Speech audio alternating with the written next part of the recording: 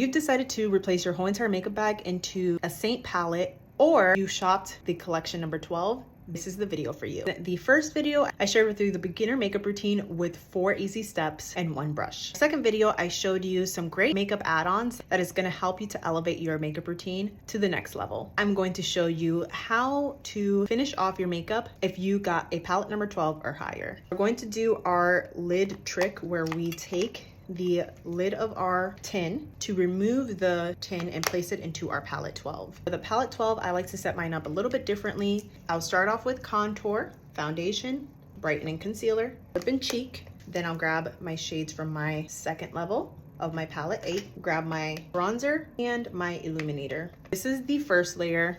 Second layer, we're gonna go ahead and fill it up, which I showed you how to do in the last video. A lid shade, and then I like to do a deepening shade, a brow shade, an inner corner shade, and the cream eyeliner. I'll also add in a glossy lip and cheek shade. If you got a pre-built collection, you most likely will not get the setting powder and get a few other lip and cheek shades and another foundation shade to add coverage. If you got a customized routine, it could be color correctors from our demi line, or correcting highlight shade, the setting powder, or anything else that you decide to put in your palette. For me, I love using the brush cleaning tile. It's great to transition between all of my eyeshadows. For brushes, I like to add in the etch brush for liner and lip stuff, or the line brush, which is great for the brows. If you are wanting something that's going to help you to contour like a pro, the detail brush is a great brush that you most likely got in your collection number 12. You can use it to deepen up contour a little bit more, versus the 3D brush that gives you a more daytime look. Pushing off my eyeshadow, go back into that bright brush and use this deeper color here called Cocoa, one of my favorite deepening shades. Use that on the side of the brush and create a 7 on our outer corner. Then use that fluffy side of the brush to go ahead and blend. If you are needing help with eyeshadow application, in your email, I did send you a video all on eyeshadow application for beginners, but you can also request a 20-minute mini lesson in that same email that you got after you placed your order. You can either use that shade right there to go ahead and line your eyes, or you can use the Seint cream liner. I love using the etch brush for this, and the small side will give you a softer, more diffused line, while the denser side is going to give you a more sharp line. A little bit of Black Friday cream liner, line my lash line to add definition, and if you want a little baby wing,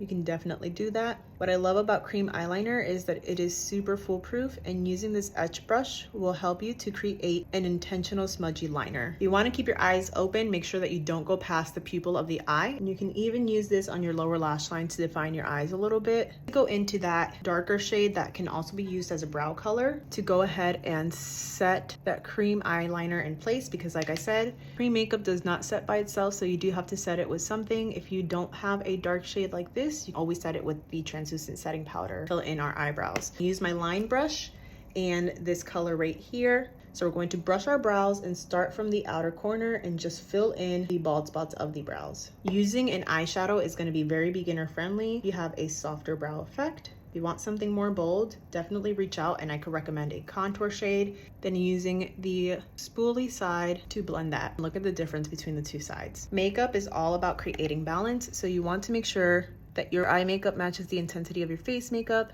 and so on and so forth. I usually start with the eyes and the brows whenever I'm doing my makeup, but since I was filming this video, I did start with my face first. But if you're doing a bold look, I always recommend starting with the eyes first. Use this same brush to just fix any little spots that are looking a little imperfect. We're gonna finish the eyes with some mascara. This is one of my favorites. It's the Red Aspen Pump It Up Maggie mascara. It's a lot of volume and is super black.